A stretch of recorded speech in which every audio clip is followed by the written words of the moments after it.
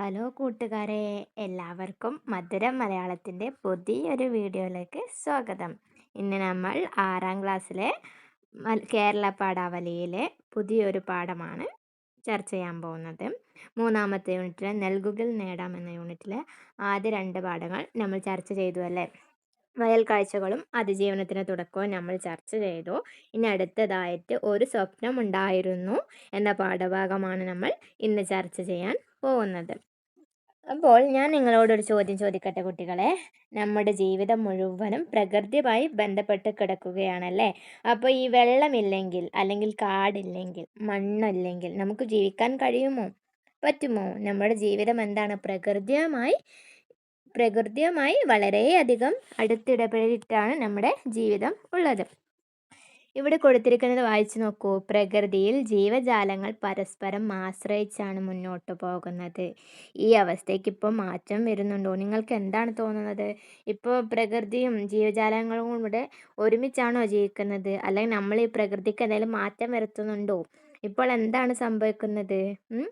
നിങ്ങൾ ചിത്രത്തിൽ കണ്ടല്ലോ, ഒരു JCB എന്താണ് പ്രകൃതിയെ ആകെ ഇളക്കി മറിച്ചെടുക്കുകയാണല്ലോ. പ്രകൃതിയെ, അതിൻ്റെ ആവാസ വ്യവസ്ഥയെല്ലാം ഇല്ലാതാക്കിക്കൊണ്ടിരിക്കുകയാണ്. നമ്മളുടെ ഈ മനുഷ്യൻ്റെ കൈ കടത്തലുകൾ ഇപ്പോൾ വളരെയധികം കൂടിക്കൊണ്ടിരിക്കുകയാണല്ലേ.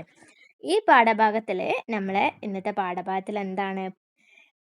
പ്രകൃതിയോടുള്ള നമ്മുടെ ഉത്തരവാദിത്വത്തെക്കുറിച്ചാണ് ചിന്തിപ്പിക്കുന്ന ഒരു പാഠഭാഗമാണിത്. ദിനകരൻ, ദേവകി,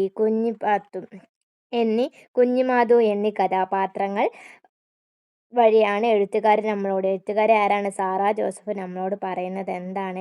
പ്രകൃതിയെ സംരക്ഷിക്കാതിരുന്നാൽ നമ്മുടെ ജീവിതവും ഭീഷണിയിലാകുമെന്നാണ് പറയുന്നത്. ജീവജാലങ്ങൾ എന്താണ്? പരസ്പരം ആശ്രയിച്ചാണ് ജീവിക്കുന്നത്. ദിനകരൻ്റെ സ്വപ്നം പ്രകൃതിയുമായി ചേർന്ന് കൃഷി ചെയ്തും മീൻ പിടിച്ചൊക്കെ ജീവിക്കാനായിരുന്നു. എന്നാൽ ഇപ്പോൾ എന്താണ്? പുറം ലോകം പ്രകൃതിയെ നശിപ്പിച്ച് നഗരവൽക്കരണം വ്യാപിപ്പിക്കുകയാണ്. അതാണ് ഈ കഥയിലൂടെ നമുക്ക് ഈ കഥാകാരി സാറാ ജോസഫ് പറയുന്നത്. അപ്പം നമുക്ക് ആദ്യം കഥ എന്താണെന്ന് മനസ്സിലായല്ലോ. മനുഷ്യന് പ്രകൃതിയിൽ ഏൽപ്പിക്കുന്ന ദുരന്തങ്ങൾ, പ്രകൃതിയെ മനുഷ്യൻ എന്താണ് ഉപദ്രവിക്കുന്നത്, മനുഷ്യൻ്റെ കൈകടത്തലുകളാണ് നമ്മൾ ഈ കഥയിൽ ചർച്ച ചെയ്യാൻ വേണ്ടി പോകുന്നത്. അപ്പം നമുക്ക് സാറാ ജോസഫിൻ്റെ ഒരു ചെറിയൊരു പ്രൊഫൈൽ നോക്കാം. സാറാ ജോസഫ് 1946 തൃശ്ശൂരിലാണ് ജനിച്ചത്. മലയാളത്തിലെ പ്രശസ്ത കവയിത്രിയും കഥാകാരിയും നോവലിസ്റ്റും സാമൂഹിക പ്രവർത്തകയും ആയ അവർ സ്ത്രീപക്ഷ സാഹിത്യത്തിൻ്റെ മുൻനിര ശബ്ദമായി അറിയപ്പെടുന്നു. അലയൊലികൾ എന്ന കവിതാ സമാഹാരവും അബുദാബി എന്ന കഥാസമാഹാരവും ഓർമ്മയിൽ ഒരു ദിവസം, ഓടക്കുഴൽ എന്നീ നോവലുകളും അവരുടെ പ്രധാന കൃതികളാണ്. സ്ത്രീകളുടെ പ്രശ്നങ്ങളും സമൂഹത്തിലെ അനീതികളും അവർ രചനകളെ ശക്തമായി അവതരിപ്പിച്ചിട്ടുണ്ട്. സാഹിത്യരംഗത്തെ അവരുടെ സംഭാവനകൾക്ക് കേരള സാഹിത്യ അക്കാദമി പുരസ്കാരം, കേന്ദ്ര സാഹിത്യ അക്കാദമി പുരസ്കാരം, വയലാട് അവാർഡ് തുടങ്ങിയ നിരവധി ബഹുമതികൾ ലഭിച്ചിട്ടുണ്ട്. മലയാള സാഹിത്യത്തിലും സാമൂഹിക രംഗത്തും വലിയ സംഭാവനകളുമായി അവർ എന്നും സജീവ സാന്നിധ്യമാണ്. അപ്പോൾ ഇതാണ് നമ്മുടെ എഴുത്തുകാരി സാറാ ജോസഫിനെ കുറിച്ച് പറയാനുള്ളത്. ഇനി നമുക്ക് നേരെ കഥയിലേക്ക് കടക്കാം. ഒരു സ്വപ്നമുണ്ടായിരുന്നു. ദിനകരന് ഒരു സ്വപ്നമുണ്ടായിരുന്നു. പുറം ലോകെ എങ്ങനെയൊക്കെ മാറി മറിഞ്ഞാലും ആരും കൈനീട്ടിത്തൊടാനിടയില്ലാത്ത ചതുപ്പും കാടും വെള്ളവുമായി കിടക്കുന്ന ദേശത്ത് കൃഷി ചെയ്തും മീൻ പിടിച്ചും കക്ക വാരിയുമൊക്കെ സമാധാനമായിട്ട് ജീവിക്കുക എന്ന സ്വപ്നം. അപ്പോൾ ദിനകരൻ്റെ സ്വപ്നം എന്താണ്? ആരും ഇടപെടാൻ വരാത്ത, ആരും ഒന്നിനും വരാത്ത, ഒരു നഗരവൽക്കരണമില്ലാത്ത ഒരു സാധാ ഗ്രാമജീവിതമാണ് നമ്മുടെ ദിനകരൻ്റെ സ്വപ്നം. എങ്ങനെയാണ്? സമാധാനമായിട്ട് കൃഷി ചെയ്തും മീൻ പിടിച്ചും ഒക്കെ സമാധാനമായിട്ട് ജീവിക്കുക എന്നതാണ് ദിനകരൻ്റെ സ്വപ്നം. ദിനകരന് മാത്രമല്ല, ആദിയിൽ അധികം പേർക്കും അതുതന്നെയാണ് ആഗ്രഹം. ആദി എന്ന് പറയുന്നത് അവരുടെ ആ ഒരു ഗ്രാമത്തിൻ്റെ പേരാണ്, ആ സ്ഥലത്തിൻ്റെ പേരാണ്. ഒഴുക്കും തണുപ്പും നിശബ്ദതയും അവരെ പഠിപ്പിച്ചത് അതാണ്. അത് നിലനിൽക്കണമെന്ന് ദിനകരൻ ആഗ്രഹിച്ചു. അവരെന്താണ്? അവിടെയുള്ള എല്ലാവരും ഈ സമാധാനപരമായ ജീവിതമാണ് ആഗ്രഹിക്കുന്നത്. പുറം ലോകം പക്ഷേ സ്വയം മാറി മറിയുക മാത്രമല്ല, കൈ നീട്ടുക കൂടിയാണ്. ഇവരുടെ ഈ ഗ്രാമത്തിന് പുറത്തുള്ള ലോകം എന്ത് ചെയ്യാണ്? അവ സ്വയമേ വികസിക്കുകയാണ്. അതുപോലെ തന്നെ എന്താണ്?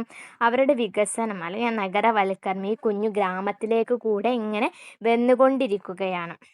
എന്തും വേരോടെ പറിച്ചെടുക്കാൻ ശേഷിയുള്ള ഉരുക്കു കൈകൾ കൊണ്ട് പുറം ലോകം കൊച്ചു പ്രദേശങ്ങളെ കോരി മാറ്റിക്കളയുന്നു. അപ്പൊ എന്താണ് പറയുന്നത്, ഈ വികസനം എന്ന് പറഞ്ഞിട്ട് എന്തെന്നാൽ വിശപ്പടങ്ങാത്തൊരു മഹാരോഗിയെ പോലെ ഇങ്ങനെ പുതിയ പുതിയ സ്ഥലങ്ങളെല്ലാം ഇങ്ങനെ വികസിച്ചു കൊണ്ടിരിക്കുകയാണ്. മാറ്റം പ്രകൃതിക്ക് ഇങ്ങനെ പ്രകൃതിയെ ദോഹിച്ചു കൊണ്ടിരിക്കുകയാണ്. അതിന്റെ വായിൽ എന്തും കൊള്ളും. കുന്നും മലയും കാടും പുഴയും വയലും ചതുപ്പുമൊക്കെ അത് വെട്ടി വിഴുങ്ങും. എന്നിട്ട് മഹാനഗരങ്ങളെ വിസർജിച്ചു വെക്കും. എന്താണ് ഈ മരങ്ങളും പുഴയിലും വെയിലും ചതുപ്പും എല്ലാം ഇല്ലാതാക്കിയിട്ട് അവിടെ എന്താ വരുന്നത്? നഗരങ്ങൾ വരികയാണ്. മണ്ണിൽ പണിയെടുക്കുമ്പോൾ ദിനകരൻ സത്യമാണ് തേടിയത്. മണ്ണും വെള്ളവും വെയിലും വിയർപ്പും കൂടിയാണ് വിത്തിനെ മുളപ്പിക്കുന്നത്. വിത്തിനെ മുളപ്പിക്കുന്ന ഘടകങ്ങൾ എന്തൊക്കെയാ? മണ്ണും വെള്ളവും വെയിലും വിയർപ്പും കൂടെ ചേർന്നാണ് എന്തുണ്ടാകുന്നത്? വിത്തിനെ മുളപ്പിക്കുന്നത്. മണ്ണിലൊരു വിത്തിട്ടാൽ അത് മുളയ്ക്കുന്നു. ലളിതമായ സത്യം അല്ലേ? നമുക്കറിയാം, മണ്ണിലൊരു വിത്തിട്ട് കഴിഞ്ഞാൽ അതെന്തായാലും മുളയ്ക്കും. പക്ഷെ എങ്ങനെയാണ്? നൂറുമേനി വിളയിക്കുന്നവനാണ് കൃഷിക്കാരൻ. ദിനകർ എന്നും ഈ കൃഷിക്കാരനാവാൻ ആഗ്രഹിച്ചു. അതേ അവനറിയും. ദിനകരന്റെ സ്വപ്നം എന്താണ്? ഒരു കൃഷിക്കാരനാവണം. നൂറുമേനി വിളയിക്കുന്നവനാണ്. മണ്ണിനെ അറിഞ്ഞ് മണ്ണിൽ കൃഷി ചെയ്ത് വിജയിക്കുന്ന ഒരു കൃഷിക്കാരനാവണം. സമാധാനത്തോടെ ജീവിക്കുന്ന ഒരു കൃഷിക്കാരനാവണം എന്നതാണ് ദിനകരന്റെ സ്വപ്നം. സത്യത്തിലേക്കുള്ള വഴി ഏതാണ്? കുട്ടികൾ ചോദിക്കുന്നു. മണ്ണ്, വെള്ളം, വെയില്, വിയർപ്പ്, വിത്ത് ഇവയൊക്കെയാണ് എന്ത്? സത്യത്തിലേക്കുള്ള വഴി. ദിനകർ പഠിപ്പിക്കുന്നു. ഇപ്പോൾ വഴികൾ അടഞ്ഞ് ഉത്തരം മുട്ടി ദിനകരൻ നിൽക്കുന്നു. അമ്മ അവസാനത്തെ പിടി നെല്ലും പുഴുങ്ങി ഉണക്കി കൊത്തും. ചോറ് വയ്ക്കും. അതും തീരും. ദിനകരാ! ഏതാണ്ടൊരു നിലവിളി പോലെ ദേവകി വിളിച്ചു. കിതച്ചുകൊണ്ട് അവൾ ദിനകരന്റെ മുന്നിൽ നിന്നു. അങ്ങനെ ദിനകരൻ ഈ കാലഘട്ടത്തെക്കുറിച്ച് ആലോചിക്കുമ്പോൾ ദിനകരാന്ന് വിളിച്ചുകൊണ്ട് നിലവിളിച്ചുകൊണ്ട് ദേവകി ഓടി വരികയാണ്. എന്താ ദേവ്യോ? അമ്മ അടുക്കളയിൽ നിന്ന് എത്തി നോക്കി. കുഞ്ഞുമാധു, ദേവകി കരഞ്ഞു. എന്തേ കുഞ്ഞുമാധുവിന്? അവള് വെള്ളത്തീന്ന് കേറണില്ല. വെള്ളത്തീന്ന് കേറണില്ലേ? എന്റെ കൂടെ ഒന്ന് വായോ മോനെ. ദേവകി തിരിച്ചോടി. വേഗം വായോ. ഓടുന്നതിനിടയിൽ അവൾ വിളിച്ചു പറഞ്ഞു. അങ്ങനെ എന്താണ്, ദേവകി വന്നിട്ട് ദിനകരനോട് പറയണം, ഒന്ന് വേഗം വാ, കുഞ്ഞുമാധു വെള്ളത്തിന്ന് കേറണില്ല എന്ന് പറയാണ്. ഒന്ന് ചെന്ന് നോക്ക്. അമ്മയ്ക്ക് പരിഭ്രമമായി. എന്തെങ്കിലും കുഴപ്പമില്ലാതെ ദേവകി ഇങ്ങനെ കൂകി വിളിച്ചു വരില്ല. വെള്ളത്തിന്ന് കേറണില്ലാന്നാ? എന്ന് വെച്ചാൽ അമ്മയ്ക്ക് സംശയമായി. എന്താണ് ഈ വെള്ളത്തിന്ന് കേറുന്നില്ല എന്നതുകൊണ്ട് ഉദ്ദേശിക്കുന്നതെന്ന് അമ്മക്ക് വിചിത്രമായി തോന്നി. ദേവകി ഓടുന്നത് കുഞ്ഞു മാത്തമ്മയുടെ വീട്ടിലേക്കാവുമെന്നാണ് ദിനകരൻ വിചാരിച്ചത്. എന്നാൽ എങ്ങോട്ടാ ഓടിയത്? പക്ഷേ വയലുകളും വരമ്പുകളും കടന്ന് മുട്ടോളം മുങ്ങിയ ചളിയിലും ചതുപ്പിലും ചവിട്ടി നീളൻ പുല്ലുകളും കുറ്റിച്ചെടികളും വകഞ്ഞു മാറ്റി ദേവകി ഗണേശ സുബ്രഹ്മണ്യത്തിന്റെ സ്ഥലത്തേക്കാണ് കയറിപ്പോകുന്നത്. കയറിപ്പോകുന്നത് കണ്ടപ്പോൾ അയാൾക്ക് അസ്വസ്ഥത തോന്നി. ദിനകരൻ വിചാരിച്ചു വീട്ടിലേക്കാണ്, പക്ഷെ എങ്ങോട്ടാണ്? ഗണേശ സുബ്രഹ്മണ്യത്തിന്റെ സ്ഥലത്തേക്ക് കയറിപ്പോകുന്നത് കണ്ടപ്പം അയാൾക്ക് എന്താണ്, ഒരു അസ്വസ്ഥത തോന്നി. ആരും ഇപ്പോൾ ഈ ഭാഗത്തേക്ക് വരാറില്ല. മണ്ണിട്ടു നശിപ്പിച്ച തണ്ണീർത്തടത്തിനു മീതെ പല മാതിരി സൗഖങ്ങളുടെ അസ്ഥിവാരങ്ങൾ ഉയരുന്നുണ്ട്. വെള്ളത്തിൽ വരച്ച വര പോലെയല്ല മണ്ണിൽ വരയ്ക്കുന്ന വരകൾ. ദൃഢമായതും സുനിശ്ചിതവുമായ അതിരുകൾ, കൃത്യമായി അളന്നു തിരിച്ച്, ചിലതിന് കമ്പിവേലി, ചിലതിനു മതിൽക്കെട്ട്. അപ്പോൾ ഈ ഗണേശ സുബ്രഹ്മണ്യ സ്വാമിത്തിന്റെ സ്ഥലം എങ്ങനെയാണ് കിടക്കുന്നത്? അതൊരു തണ്ണീർത്തടം നികത്തി അവിടെ ഇപ്പം എന്താണ്, അസ്ഥിവാരം മീൻസ് വേർതിരിക്കുക. അസ്ഥിവാരം ഒക്കെ കീറി ഒരു എന്താണ് പുതിയ കെട്ടിടങ്ങൾ വരാനുള്ള ഒരു പണിയാണ് അവിടെ നടക്കുന്നത്. അവിടെ എന്താണ് പറയുന്നത്? വെള്ളത്തിൽ വരച്ച വര പോലെയല്ല മണ്ണിൽ വരയ്ക്കുന്ന വരകൾ. എന്താണ് ഇത് തമ്മിലുള്ള വ്യത്യാസം? വെള്ളത്തിൽ വരച്ച വര കുറച്ച് സമയം കഴിയുമ്പോൾ അത് അപ്പം തന്നെ ഇല്ലാതെ, പക്ഷെ മണ്ണിൽ വരയ്ക്കുന്ന വര അങ്ങനെയല്ല, അത് നിലനിൽക്കും. പ്പെട്ടത് ദേശത്തിന് മുഴുവൻ അന്നം തന്നിരുന്ന തണ്ണീർത്തടമാണ്. ഒരു ദേശത്തിന് മുഴുവൻ ജീവൻ കൊടുത്ത ദേശത്തിന് മുഴുവൻ എന്താണ്, ഒരു ദേശത്തിന് മുഴുവൻ ഭക്ഷണം കൊടുത്ത തണ്ണീർത്തടമാണ് അവിടെ കുഴിച്ചു മൂടിയത്. ആഴമേറിയ സ്നേഹത്തിന്റെ ഉടമ്പടിയിലായിരുന്നു അവരും ആ തടാകവും തമ്മിൽ കരാർ, ഒരു ഉടമ്പടിയിലായിരുന്നു. എന്തായിരുന്നത്? അവർ മാത്രമല്ല, മീനുകളും തവളകളും ഞണ്ടുകളും കക്കകളും പക്ഷികളും ശലഭങ്ങളും ഇഴജന്തുക്കളും പുല്ലും ചെടിയും കണ്ടലുമൊക്കെ ആ ജല ഉടമ്പടിയിൽ ഒപ്പിട്ടവരാണ്. നീ ഞങ്ങൾക്ക് വെള്ളവും ഉപജീവനവും തരും. ഞങ്ങൾ നിന്നിൽ വേല ചെയ്യുകയും നിന്നെ പരിപാലിക്കുകയും ചെയ്യും. എന്താണ് അവർ തമ്മിലുള്ള കരാർ? എന്താണ് ഈ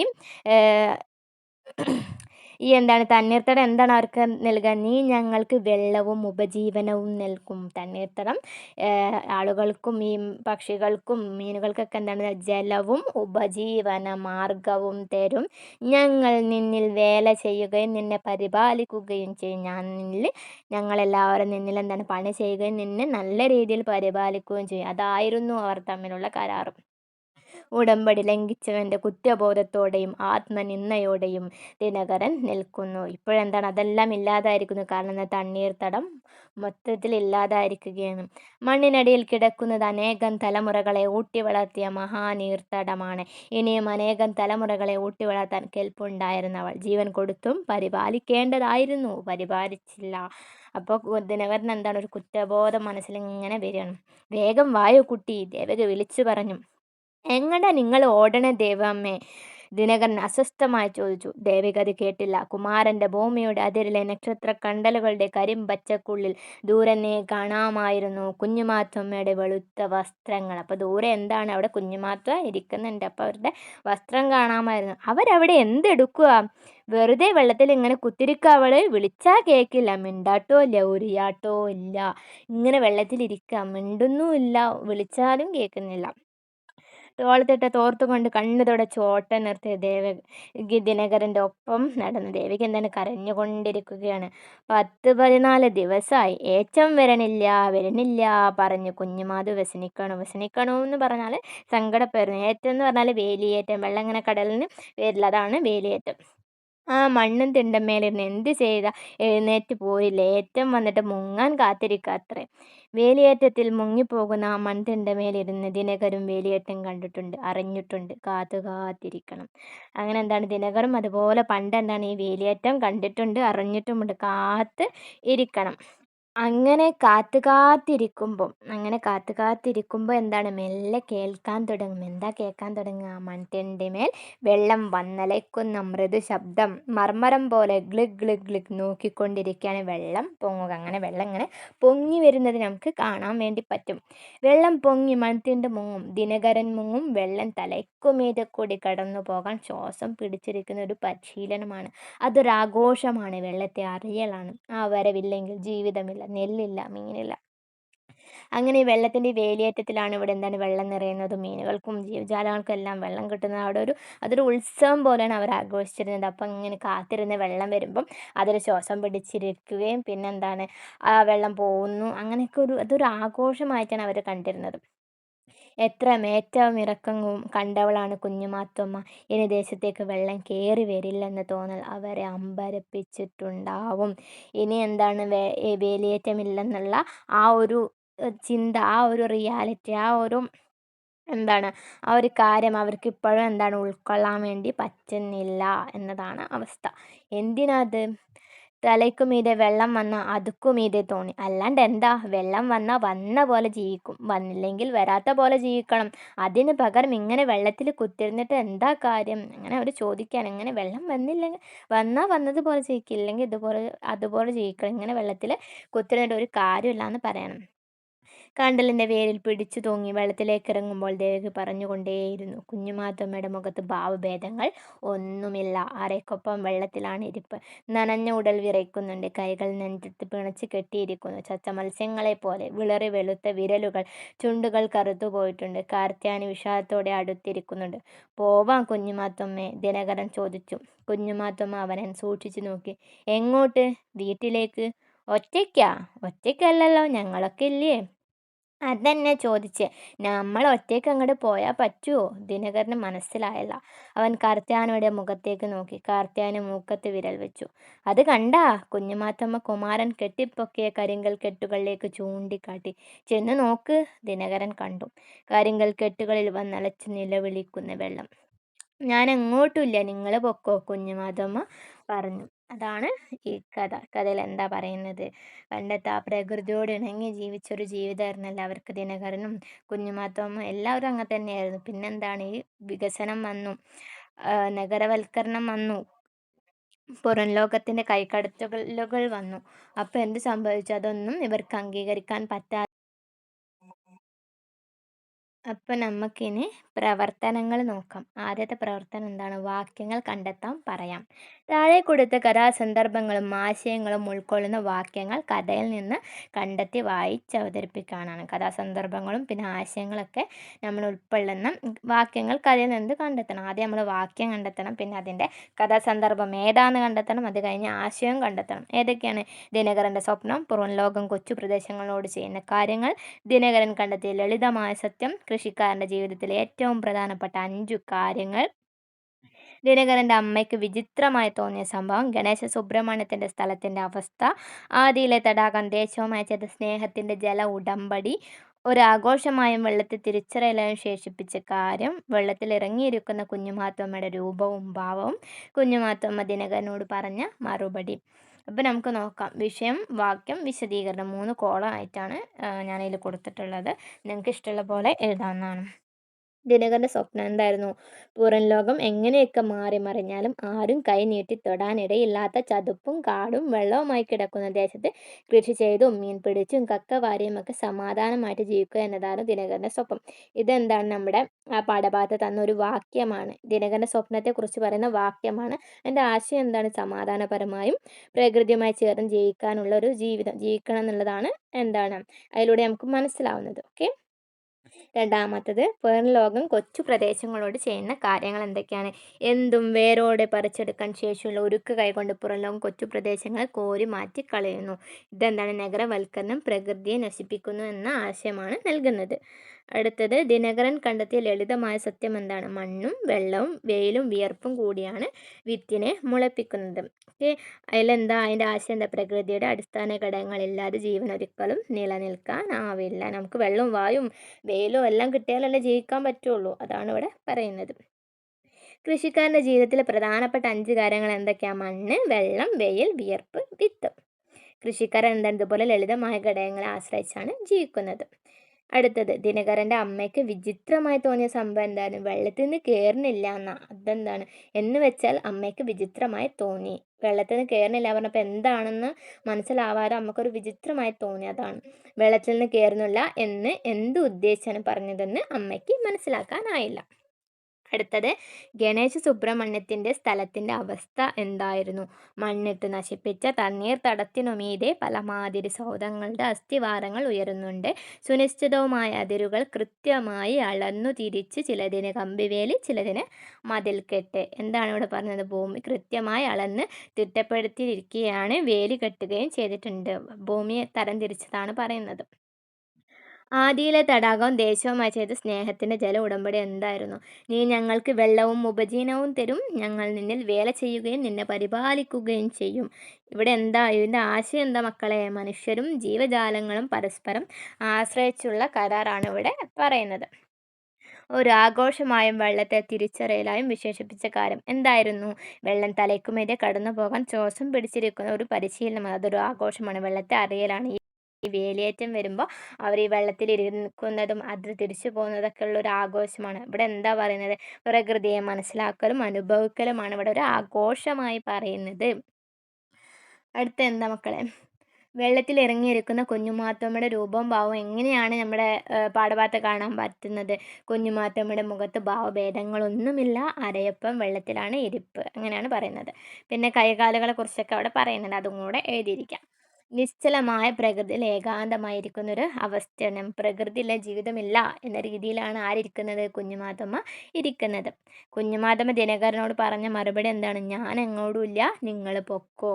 അവളെന്താണ്? അവൾ ആ പഴയ കാലത്ത് തന്നെ ഇങ്ങനെ നിൽക്കുകയാണ്. അവൾക്ക് എന്താണ്? വീണ്ടും ഒരു തിരിച്ച് വരെ വേണമെന്ന് ആഗ്രഹിക്കുന്നുണ്ട്. പ്രകൃതിയെ സംരക്ഷിക്കണം, അതിൻ്റെ ഒരു ആവശ്യകതയൊക്കെയാണ് ആ ഒരു സംസാരത്തിലൂടെ നമുക്ക് കാണാൻ വേണ്ടി പറ്റുന്നത്.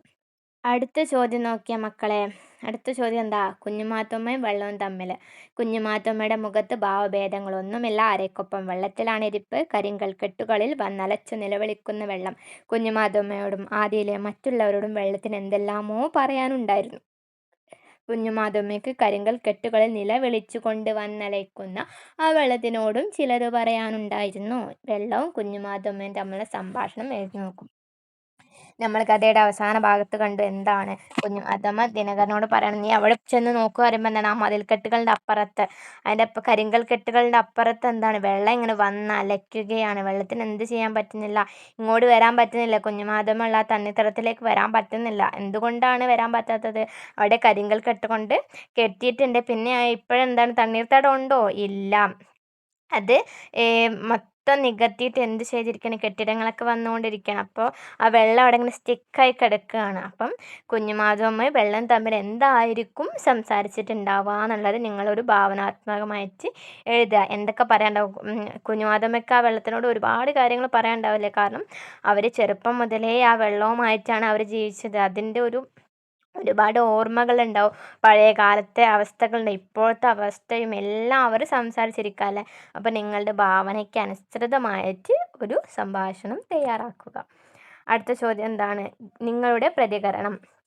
ഗാന്ധിജി ഇങ്ങനെ പറഞ്ഞു: എല്ലാ മനുഷ്യരുടെയും ആവശ്യങ്ങൾക്കുള്ള വിഭവങ്ങൾ ഭൂമിയിലുണ്ട്, എന്നാൽ ഒരാളുടെയും മാർത്തി തീർക്കാനുള്ള വിഭവങ്ങൾ ഭൂമിയിലില്ല. അതാണ് ഗാന്ധിജി പറഞ്ഞത്. നമുക്ക് ആവശ്യത്തിനുള്ള എല്ലാ വിഭവവും ഭൂമിയിലുണ്ട്, പക്ഷെ എന്താണ്, നമ്മൾ അനാവശ്യത്തിന് ആർത്തിക്ക് ഒന്നിനുള്ള വിഭവം ഭൂമിയിലില്ല. ഇതിലൂടെ എന്താ നിങ്ങൾക്ക് മനസ്സിലാവുന്ന മക്കളെ? നമ്മൾ ആവശ്യാനുസരണം മാത്രം ഭൂമിയിലെ വിഭവങ്ങൾ ഉപയോഗിക്കുക, എന്നാൽ മാത്രമേ ഭൂമിക്കും നമുക്കൊക്കെ നിലനിൽപ്പുള്ളൂ, അല്ലേ? നമ്മളിപ്പോൾ ആവശ്യത്തിലധികം എന്ത് ഉപയോഗിച്ചാലും അതെന്താണ്, അത് പിന്നീട് ഒരു നഷ്ടമാണല്ലേ. നമുക്ക് ഈ ഭൂമിയിലെ വിഭവങ്ങൾ നമുക്ക് വീണ്ടും വീണ്ടും ഉണ്ടാക്കാൻ പറ്റുമോ? പറ്റുമോ? അതിനൊക്കെ ഒരു ലിമിറ്റ് ഉണ്ടല്ലേ. അപ്പോൾ ഭൂമിയുടെ വിഭവങ്ങൾ സൂക്ഷിച്ച് ഉപയോഗിക്കേണ്ട ഒന്നാണ്. ആദിയിലെ മനുഷ്യരുടെ കഥ ഭൂമിയുടെ നിലനിൽപ്പുമായി ബന്ധപ്പെട്ട ചില പ്രധാന കാര്യങ്ങൾ പറയുന്നുണ്ട്. ഗാന്ധിജിയുടെ വാക്കുകൾ കൂടി ഈ കഥയുമായി ചേർത്ത് വായിക്കുമ്പോൾ നിങ്ങളുടെ മനസ്സിൽ തെളിഞ്ഞു വരുന്ന കാര്യങ്ങൾ ഉൾക്കൊള്ളിച്ച് പ്രതികരണക്കുറിപ്പ് തയ്യാറാക്കാനാണ് പറയുന്നത്. രണ്ട് വ്യത്യസ്തമായ കഥകളാണ്. അത് രണ്ടും കൂടി താരതമ്യം ചെയ്തിട്ട് രണ്ടിലും ഒരേ ആശയമല്ലേ പറയുന്നത്. പ്രകൃതിയും മനുഷ്യനും തമ്മിലുള്ള പരസ്പര ബന്ധം തന്നെയാണ് പറയുന്നത്. അതിനെ കുറിച്ചിട്ടൊരു പ്രതികരണക്കുറിപ്പ് തയ്യാറാക്കുക. മിസ് ഒരു മോഡൽ ഇവിടെ തന്നിട്ടുണ്ട്. ഗാന്ധിജി പറയുന്നതനുസരിച്ച് ഭൂമിയിൽ മനുഷ്യർക്കുള്ള വിഭവങ്ങൾ ധാരാളമുണ്ട്, എന്നാൽ ഒരാളുടെ ആർത്തി മുഴുവൻ തീർക്കാനുള്ള വിഭവങ്ങൾ ഭൂമിയിൽ സ്വാഭാവികമായി ലഭ്യമല്ല. അതിനാൽ ഭൂമിയെ കരുതലോടെ ഉപയോഗിക്കേണ്ടത് അനിവാര്യമാണ്.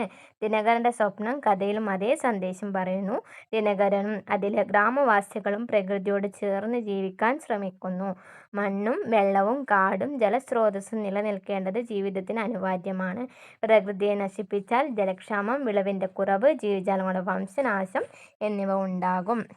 ഈ കഥയും ഗാന്ധിജിയുടെ വാക്കുകളും ചേർത്ത് നോക്കുമ്പോൾ മനസ്സിലാകുന്നത് പ്രകൃതിയെ സംരക്ഷിക്കുക, വിഭവങ്ങളെ നശിപ്പിക്കാതിരിക്കുക, മനുഷ്യനും ജീവജാലങ്ങളും സുരക്ഷിതമായി നിലനിൽക്കാൻ സഹകരിക്കുക എന്നതാണ്. മനുഷ്യനും പ്രകൃതിയും സ്നേഹത്തോടും ബോധത്തോടെയും ജീവിക്കുമ്പോൾ മാത്രമേ സമാധാനവും സന്തോഷവും നിലനിൽക്കൂ. ഇനി അടുത്തത് കുഞ്ഞുമാധവ എന്ന കഥാപാത്രം. ഓക്കെ, വെറുതെ വെള്ളത്തിൽ ഇങ്ങനെ കുത്തിരിക്കാവളെ, വിളിച്ചാൽ കേൾക്കില്ല, മിണ്ടാട്ടോ ഇല്ല, ഉരിയാട്ടോ ഇല്ല. എത്ര ഏറ്റമിറക്കവും കണ്ടവളാണ് കുഞ്ഞുമാധവ. ചത്ത മത്സ്യങ്ങളെ പോലെ വിളറി വെളുത്ത വിരലുകൾ, ചുണ്ടുകൾ കറുത്തു പോയിട്ടുണ്ട്. ഞാൻ എങ്ങോട്ടുമില്ല, നിങ്ങൾ പൊക്കോ, കുഞ്ഞുമാധവ പറഞ്ഞു. ഈ വാക്യങ്ങൾ കുഞ്ഞുമാധവയുടെ ചില സവിശേഷതകളും പറഞ്ഞു തരുന്നുണ്ടല്ലേ. ഒരു കുഞ്ഞുമാധവ എന്ന കഥാപാത്രം എന്താണ്, അവരുടെ രൂപം എന്താണ്, അവരുടെ സ്വഭാവം എന്താണ് തുടങ്ങിയ എല്ലാ കാര്യങ്ങളും നമുക്ക് ഈ കുറച്ച് വാക്യങ്ങളുടെ സംഭാഷണത്തിലൂടെ കിട്ടുന്നുണ്ട്. ഈ വാക്യങ്ങൾ കുഞ്ഞുമാധവയുടെ ചില സവിശേഷതകൾ പറഞ്ഞു തരുന്നുണ്ട്. ഇവയും കഥാപാത്രത്തുള്ള മറ്റ് സൂചനകളും എല്ലാം ചേർത്ത് കഥാപാത്ര നിരൂപണം തയ്യാറാക്കാനാണ് ഞാൻ അവിടെ ചെറിയൊരു കുറച്ച് വരി എഴുതിയിട്ടുള്ളൂ. നിങ്ങൾ കഥ വായിച്ചിട്ട് നിങ്ങൾക്ക് കണ്ടുപിടിച്ച കാര്യങ്ങളും കൂടി ഉൾപ്പെടുത്തിയിട്ട് ഒരു നല്ലൊരു കഥാപാത്ര നിരൂപണം ആക്കിയെടുക്കണം കേട്ടോ. കുഞ്ഞുമാധവ പ്രകൃതിയോടുള്ള അതിയായ അടുപ്പമുള്ളവളാണ്. അവൾ പ്രകൃതിയിൽ നിന്നുള്ള എല്ലാ ഘടകങ്ങളോടും ബന്ധപ്പെടുന്നു. അതിനാലാണ് മനുഷ്യർ പ്രകൃതിയിൽ ഏൽപ്പിച്ച ആഘാതങ്ങൾ അവൾ ഉൾക്കൊള്ളാനാവാതെ പഴയ ഓർമ്മകളിൽ മുങ്ങിയിരിക്കുന്നത്. ഈ അനുഭവങ്ങൾ അവളെ മാനസികമായും ശാരീരികമായും വളരെ തളർത്തിയിട്ടുണ്ട്. എന്നാൽ തളർച്ചയിലൂടെയും പ്രകൃതിയോടുള്ള അവളുടെ ധൈര്യം ബോധവുമാണ് നമുക്ക് കാണാൻ പറ്റുന്നത്, അവളെ നിലനിൽപ്പാൻ പ്രേരിപ്പിക്കുന്നത്. ഈ സ്വഭാവം തന്നെ അവളെ പാഠത്തിലെ ഏറ്റവും ശക്തമായ പ്രതീക കഥാപാത്രമാക്കിയെടുക്കുന്നുമുണ്ട്. ഓക്കെ, അടുത്ത എന്താണ്? വെള്ളം, മണ്ണ്. വെള്ളത്തിൽ വരച്ച വര പോലെയല്ല മണ്ണിൽ വരയ്ക്കുന്ന വരകൾ. നോവൽ ഭാഗത്തിൽ ഏത് സന്ദർഭത്തിലാണ് ഇങ്ങനെ പറഞ്ഞിരിക്കുന്നത്? ഈ പ്രയോഗത്തിൻ്റെ ആശയം എന്താണെന്നാണ് ചോദിക്കുന്നത്. വെള്ളത്തിൽ വരച്ച വര പോലല്ല മണ്ണിൽ വരയ്ക്കുന്ന വരകൾ എന്ന വാക്കുകൾ നോവലിൽ കണ്ട് ഗണേശ സുബ്രഹ്മണ്യത്തിൻ്റെ സ്ഥലത്തിൽ മണ്ണിൽ കൃത്യമായ തീർത്ത അതിരുകൾ വിവരണം ചെയ്യുന്ന ഭാഗത്താണ്. ഈ പ്രയോഗം പ്രകൃതിയുടെയും മനുഷ്യൻ്റെയും ഇടപെടലിൻ്റെ സങ്കീർണത കാണിക്കുന്നു. വെള്ളത്തിൽ വരകൾ താൽക്കാലികവും ശീലഭാവമുള്ളതും ആയിരുന്നെങ്കിൽ മണ്ണിൽ വരകൾ ദൃഢവും സ്ഥിരവുമാണ്. വെള്ളത്തിലെ വരകൾ എന്താണ് സ്വാഭാവികമായും മാഞ്ഞു പോകും. പക്ഷെ മണ്ണിൽ വരച്ച വരകൾ അങ്ങനെയല്ല, അവ സ്ഥിരമാണ്. അത് ഓർത്തു വയ്ക്കുക. അടുത്തത് പ്രകൃതിയും മനുഷ്യനും. മണ്ണിനിടയിൽ കിടക്കുന്നത് അനേകം തലമുറകളെ ഊട്ടി വളർത്തിയ മഹാനീർത്തടമാണ്. ഇനിയും അനേകം തലമുറകളെ ഊട്ടി വളർത്താൻ കെൽപ്പുണ്ടായിരുന്നവൾ. അവൾ ജീവൻ കൊടുത്തും പരിപാലിക്കേണ്ടതായിരുന്നു. പരിപാലിച്ചില്ല. ആരെക്കുറിച്ചാണ് പറയുന്നത്? തണ്ണീർത്തടത്തെ കുറിച്ചാണ് ദിനകരൻ പറയുന്നത്. എന്താണ്? തണ്ണീർത്തടത്തെ അവർക്ക് സംരക്ഷിക്കാൻ കഴിഞ്ഞില്ല. പ്രകൃതിക്കു മേലുള്ള മനുഷ്യന്റെ ഇടപെടലിനെ കുറിച്ചാണല്ലോ ഇവിടെ പറഞ്ഞിരിക്കുന്നത്. ഈ വിഷയത്തെക്കുറിച്ച് ഒരു ലഘു ഉപന്യാസം എഴുതൂ. ഉപന്യാസത്തിൽ എന്തെല്ലാം ഉൾപ്പെടുത്തണം, അവ എങ്ങനെ ക്രമപ്പെടുത്തി എഴുതണം. ഒരു ഉപന്യാസം എഴുതാനാണ് പറയുന്നത്. അതിൽ വേണ്ട പോയിന്റുകളും അവർ തന്നിട്ടുണ്ട്. പ്രകൃതിയുടെ സ്വാഭാവികമായ അവസ്ഥ, അതിൽ നമുക്ക് എന്തൊക്കെ ഉൾക്കൊള്ളിക്കാം? മണ്ണ്, വെള്ളം, വനം, വന്യജീവികൾ തുടങ്ങിയവയെ കുറിച്ച് പറയാം. മനുഷ്യൻ്റെ ഇടപെടൽ പറയാം. അനിയന്ത്രിതമായ പ്രവർത്തനങ്ങൾ, ആവാസ വ്യവസ്ഥയ്ക്ക് വരുന്ന മാറ്റം എന്തൊക്കെയാണ്? ഭൂമി, നദികൾ, വനങ്ങൾ ഇവയ്ക്കൊക്കെ എന്തൊക്കെ മാറ്റം വരുന്നു എന്ന് എഴുതണം. ജലക്ഷാമം, വെള്ളത്തിൻ്റെ കുറവ്, ജീവജാലങ്ങൾക്കുള്ള ബുദ്ധിമുട്ടൊക്കെ എഴുതണം. പിന്നെന്താണ്? പ്രകൃതി ദുരന്തങ്ങൾ ഏതൊക്കെയാണ്? മണ്ണിടിച്ചിൽ, വരൾച്ച തുടങ്ങിയ പ്രകൃതി ദുരന്തങ്ങളെയും നിങ്ങളയിൽ കൂട്ടിച്ചേർക്കുക. ജീവിവർഗങ്ങളുടെ വംശനാശം, ഒരുപാട് മൃഗങ്ങളും പക്ഷികളും ഇല്ലാതായില്ല, അതൊക്കെ എഴുതണം. പിന്നെന്താണ്? ഉപസംഹാരം. നമ്മൾ എന്ത് എഴുതുകയാണെങ്കിലും ഈ ഒരു ഉപന്യാസം പറയുമ്പോൾ അതിന് ഒരു തുടക്കം ഉണ്ടാവണം അല്ലേ? ഒരു തുടക്കം നിങ്ങളൊരു 4 ലൈന് എഴുതണം. പിന്നെ ഈ ബോഡി പാരഗ്രാഫിൽ വരേണ്ടതാണ്. ഈ കുറച്ച് പോയിന്റുകളായി കഴിഞ്ഞിട്ട് നമ്മൾ ഉപസംഹാരം വേണം. പ്രകൃതി സംരക്ഷണത്തിന് ആവശ്യം, മനുഷ്യനും പ്രകൃതിയും ചേർന്ന് ജീവിക്കേണ്ടത് എങ്ങനെയാണെന്നൊക്കെ കുറിച്ചിട്ട് ഒരു ഉപസംഹാരം കൂടെ എഴുതിയിട്ട് വേണം നിങ്ങൾ എന്ത് ചെയ്യണം, ഒരു ഉപന്യാസം അവസാനിപ്പിക്കാൻ. നിങ്ങൾക്ക് ഈ കഥ മനസ്സിലായെന്ന് വിചാരിക്കുന്നു. നമ്മൾ പറഞ്ഞു എന്താണ് പ്രകൃതിയും മനുഷ്യനും തമ്മിലുള്ള ഒരു നല്ല രീതിയിൽ നിന്നാൽ മാത്രമേ നിലനിൽപ്പുള്ളൂ. പ്രകൃതിയെ നമ്മളെന്താണ് ആഘാതം ഏൽപ്പിക്കരുത്. പ്രകൃതി സംരക്ഷണമാണ് ഇവിടെ പറയുന്നത്. നിങ്ങൾക്ക് ഈ പാഠഭാഗം മനസ്സിലായെന്ന് വിചാരിക്കുന്നു. നിങ്ങൾക്ക് പുതിയ വീഡിയോകൾക്ക് വേണ്ടിയിട്ട് ചാനൽ സബ്സ്ക്രൈബ് ചെയ്യുക, ഇഷ്ടപ്പെട്ട ലൈക്ക് ചെയ്യുക, എന്തെങ്കിലും സംശയം ഉണ്ടെങ്കിൽ കോമൻറ്റ് ബോക്സിൽ അറിയിക്കുക. നിങ്ങൾ കൂട്ടുകാർക്കും കൂടെ അറിയിച്ചു കൊടുക്കുക. അപ്പോൾ എല്ലാവർക്കും താങ്ക് യു.